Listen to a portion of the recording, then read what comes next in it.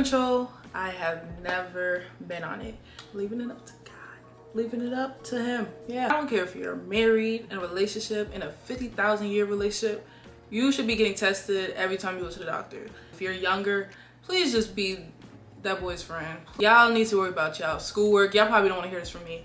If you notice like stench, odor, it could be the hair. Like you're sweating a lot. That's like under your underarms. If you have a lot of hair under your underarms, you're going to sweat. And still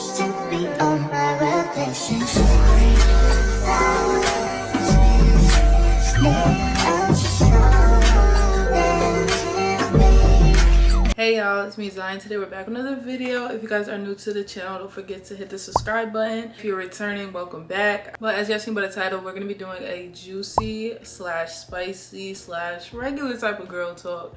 Next time for our next girl talk, if you would like to contribute, be sure to follow me on Instagram, and I ask you guys in my story to leave like topics and questions, scenarios. You can always email me if you have like want to stay anonymous. Or you can go to my YouTube community tab and I'll usually post like a little picture that says leave me girl talk questions. I'm guessing like I have a lot of girls who are younger and older women. Like my analytics show like 18 to 40. So some of this may be for the younger girls, some of this may be for older women, and some of it is just for everybody. So we're gonna get started. And the first topic is birth control.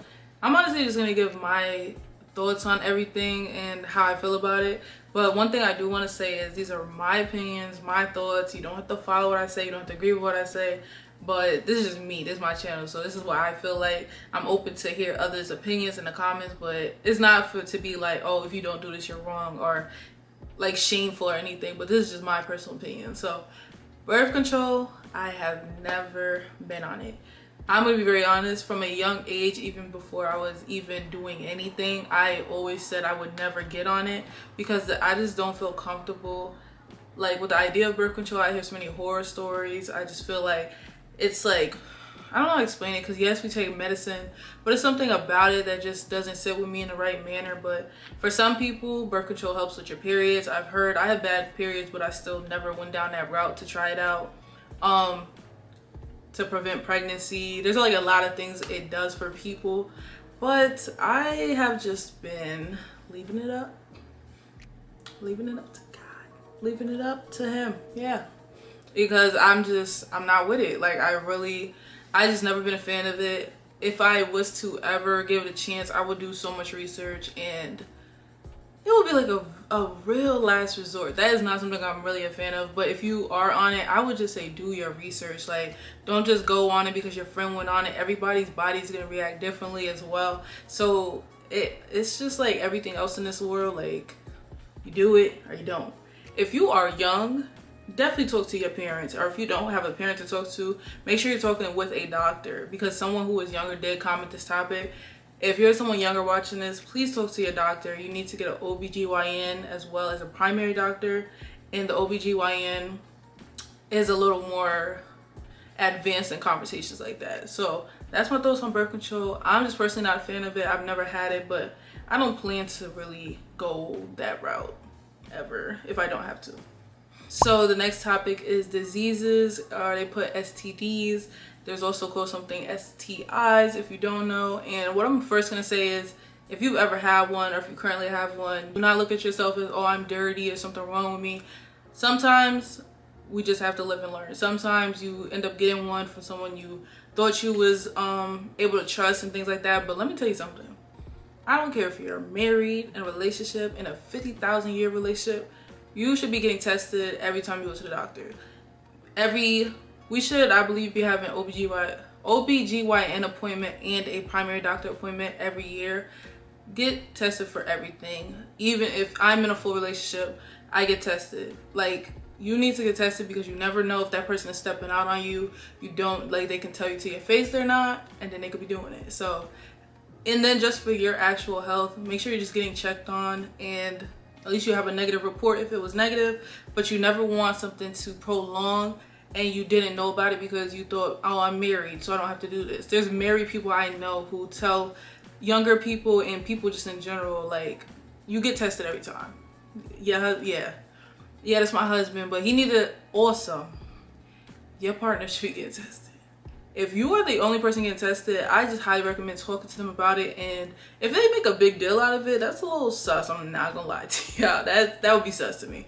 But I feel like you and your partner should get tested. If you are not in a relationship but you're doing things with other people, even though that's not my wave, I'm not gonna lie to you, that's not my wave. But if that is you, then I would definitely make sure that person is tested. If you think it's lame, they think it's corny, I don't think you should be doing nothing with them, because at the end of the day, your health should come first. So that's how I feel about that topic. And if you end up with something, make sure you're going to your doctor and following the medicine routine or the proper procedures that you have to do, because the quicker you get it dealt with, it's like, you know, the side effects may not be as harmful as if you waited for years, weeks, months. So on that note, like I said, just get tested every single time you go to the doctor. I don't care if you're in a relationship, I don't care if you're married, I don't care if you haven't done anything. If they give you the option, just do it.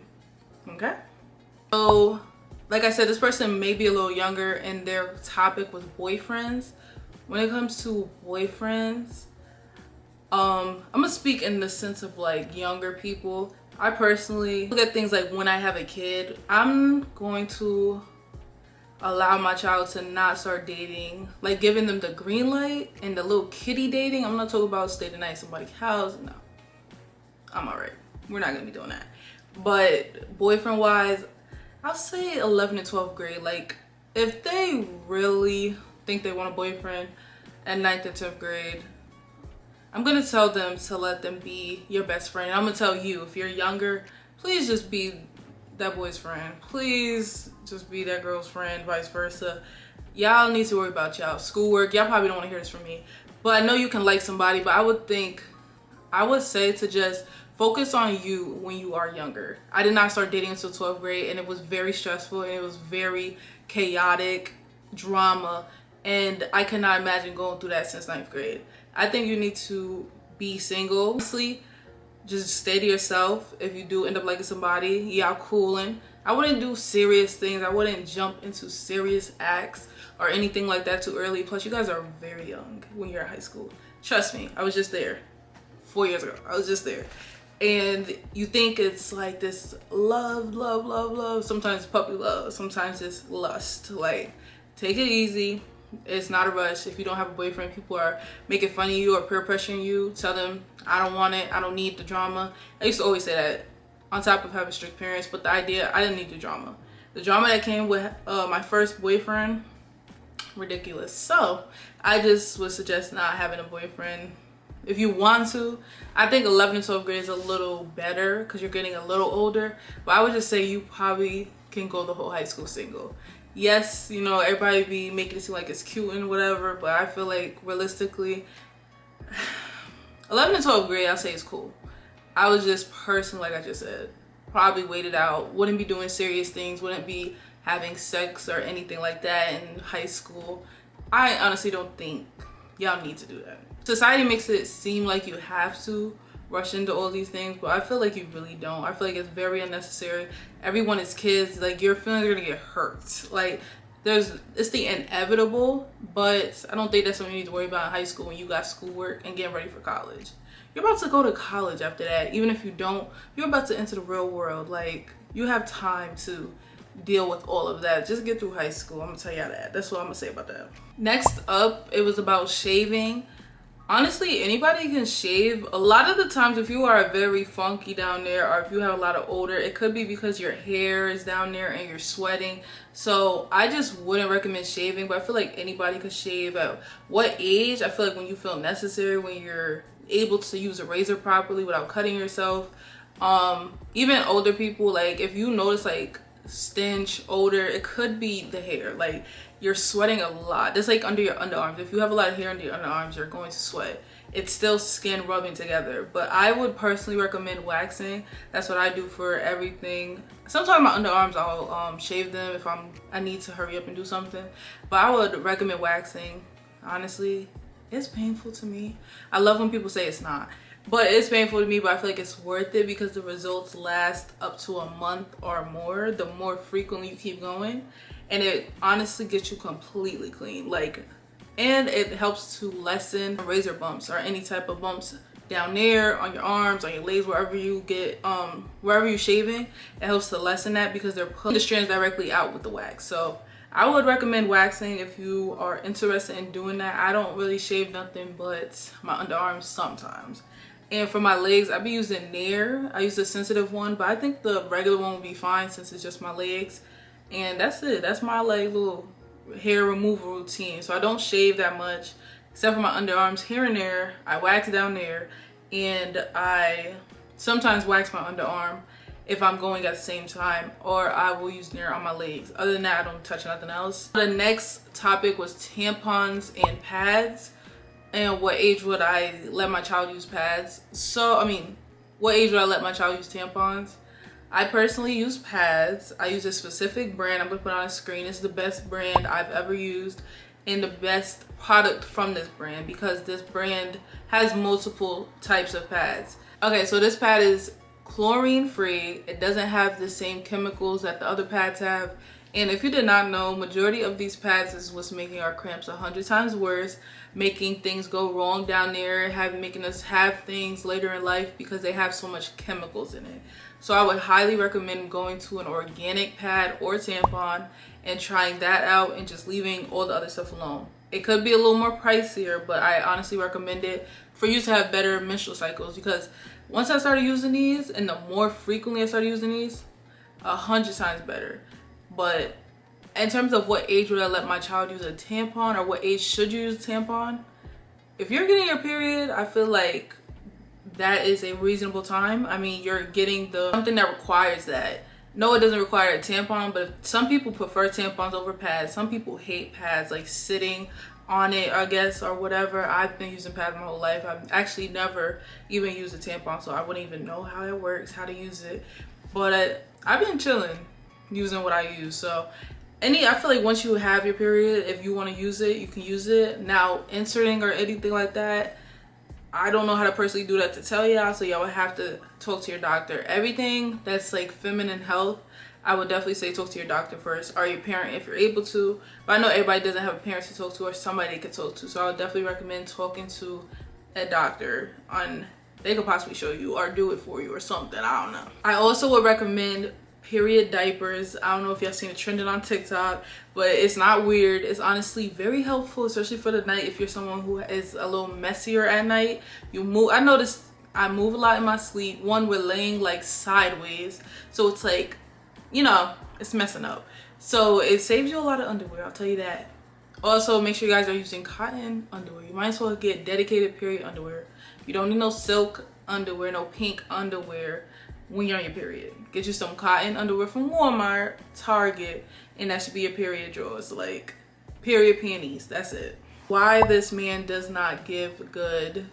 I asked for 18 and up, so what I'm gonna say to this is no one can answer that, you know, maybe him. I would say when it comes to things like this, you need to be talking to your partner or whoever you're talking to, because if you're just sitting there unpleased, then it's like, that's you.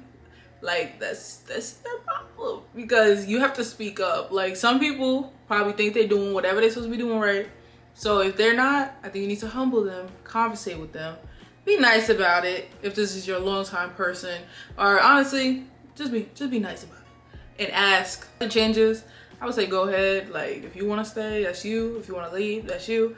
But I would definitely say when it comes to anything within a relationship, you need to communicate with the person that you're talking to, even if it's not your partner who you're doing something with.